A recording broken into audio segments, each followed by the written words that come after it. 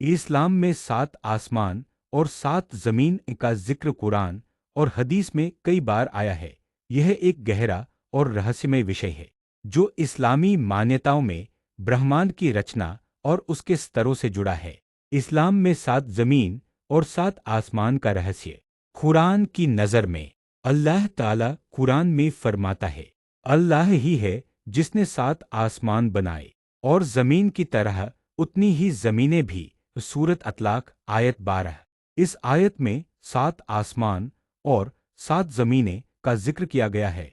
यह दर्शाता है कि अल्लाह की बनाई ये कायनात सिर्फ एक ही लेयर की नहीं बल्कि कई स्तरों में बंटी हुई है। 7 आसमान क्या हैं? इस्लाम में माना जाता है कि आसमान 7 परतों या स्तरों में है। हर आसमान का अपना एक मकाम, महलूकात और फरिश्ते होते हैं। हदीसों के अनुसार इन 7 आसमानों के ऊपर अल्लाह का अर्श तख्त है। पहला आसमान जहां सितारे और हमारे सौरमंडल हैं। दूसरा से 7वां आसमान, हर एक पर अलग अलग फरिश्ते, नबियों से मुलाकात और अल्लाह के आदेशों का अमल होता है। मिराज की हदीसों में भी इन 7 आसमानों का विस्तार से वर्णन है, जहां पैगंबर मोहम्मद सल्लल्लाहु अलैहि वसल्लम ने हर आसमान में एक नबी से मुलाकात की थी। 7 जमीनें क्या हैं? जमीन की 7 परतों का अर्थ भी इस्लामी विद्वानों ने 2 तरह से लिया है। एक भौगोलिक अर्थ में पृथ्वी की 7 लेयर्स जैसे कि क्रस्ट, मेंटल, कोर आदि।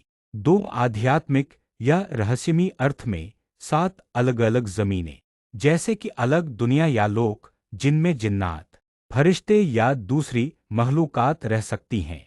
इब्न अब्बास रज़ी अल्लाह अन्हु से एक रिवायत है कि हर जमीन पर एक नबी, एक उम्मत और एक हुकूमत है जो हमारी तरह ही वहां रहते हैं।